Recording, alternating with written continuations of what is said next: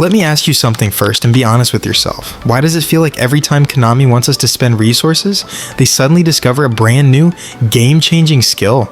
Because on the 18th of December, Konami is releasing a new Oliver Kahn card, and for the very first time since PES became eFootball, this legendary goalkeeper is arriving with a pay-to-win skill called GK Spirit Roar.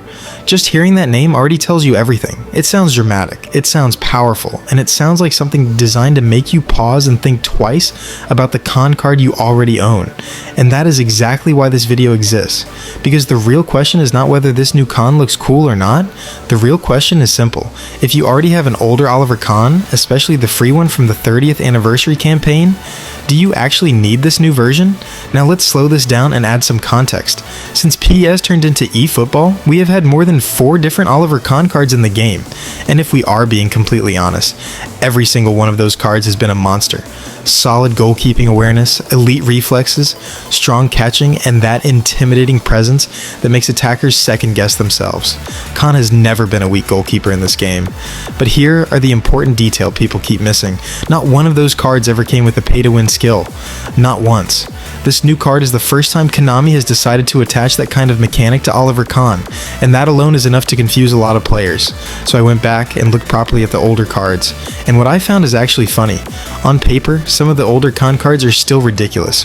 Goalkeeping awareness above 90, catching above 90, reflexes above 90, reach above 90. Everything you would expect from a top-tier goalkeeper is already there. In fact, the 1-booster version from eFootball 24 is statistically better than the free eFootball 25 anniversary Kahn with double boosters. So when people say older Kahn cards are finished, that simply is not true. Now let's talk about the reason everyone is panicking. GK Spirit Roar. This skill does not magically turn your goalkeeper into a superhero. What it actually does is increase the physicality of your defenders. But here's the catch, and this is where people need to pay attention. The skill only activates if you are using a goalkeeper with this skill and your team is already leading after halftime. Meaning if you are winning, your defenders get stronger. If you are drawing or losing, the skill might as well not exist. That detail alone should already make you pause. What the hell is even that? Because you need to ask yourself a very uncomfortable question. Are you consistently leading games after halftime? And even more importantly, are you willing to structure your gameplay around a skill that only works when things are already going well? There's also another layer people are ignoring.